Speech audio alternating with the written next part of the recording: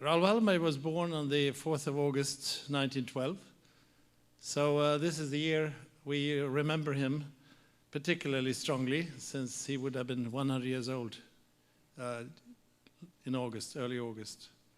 And I think everything we can do to keep his memory alive is so crucial in these times in which we live today.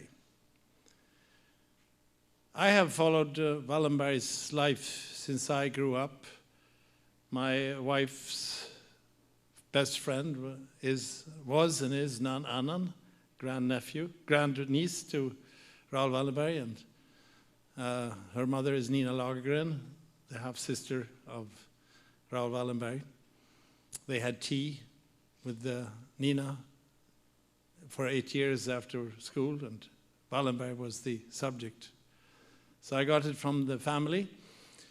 And then when I entered the foreign ministry a long time ago, of course it was too late for us young diplomats to do anything about finding him at that time. We had failed. I must say in all honesty that the Swedish government did not do what it should in the beginning of his disappearance.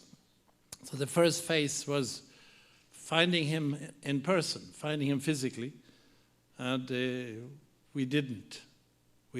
He languished, we don't know how long, in prisons in Russia, Soviet Union at the time. The second phase where I not played a role, but where I was active, was to find the truth about what had happened to Wallenberg.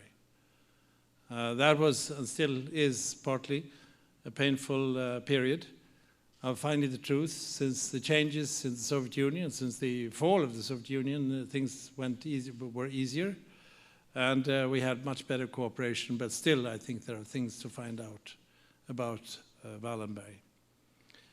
So that was the second phase. First searching for him, secondly searching for the truth. And the phase that we are in now, in my view, is the duty to keep his memory alive. And that's why this evening is such a wonderful manifestation of your and our common desire to keep his memory alive. There is so much we need to be reminded of. The way he acted, he had no decision-making while facing evil. He did things automatically and very unconventionally also. He devised the Schutzpässe, the protective passports. He invented Swedish houses, Schwedenhäuser, where the Jewish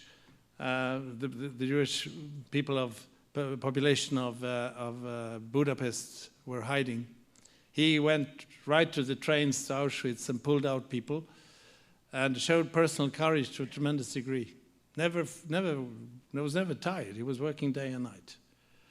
Had an unbearable, an incredible power of innovation. You know, he even had dinner with Eichmann and he stood him up. I think he acted in a very unconventional way, which I think sometimes we diplomats should do more often in situations like this.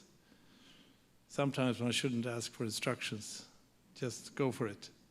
So then also, when you look at the horrible background of his work, of course, what you think of is, why should we land in these situations?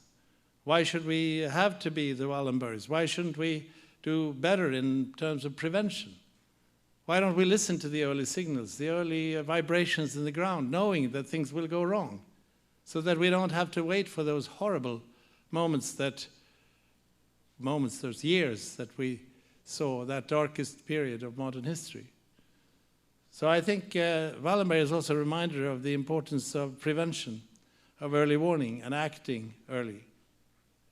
And that, I think, is something all of us should think of when we work in our daily work in diplomacy. Some of the ambassadors here have been involved in the work on responsibility to protect, a step forward to show solidarity with human beings, not to let solidarity stop at a border, but at human beings in need. And of course we have great documents behind us, the UN Charter and the Universal Declaration of Human Rights. But we need to also think not only in terms of negotiations on agreements, but also in our personal life, always watch out for those signals. And I think today we live in a period of more of unease and uncertainty than I can recall. A tremendous sense of moving targets and exploitation of emotions and identifying our fellow human beings as enemies. There is a provocations, there is a blind violence reacting to certain phenomena. And behind this is often fear, often lack of knowledge. So we have a tremendous task, all of us, to work in our lives also preventively, to create an environment in which we can go back to realize that we all have common values, we all have equal values, and that we should identify ourselves in every human being that we meet. So that is what Wallenberg means to me, that constant reminder that we have to watch out, that we should be acting preventively, and that if evil occurs, if you face it, that we act and never hesitate.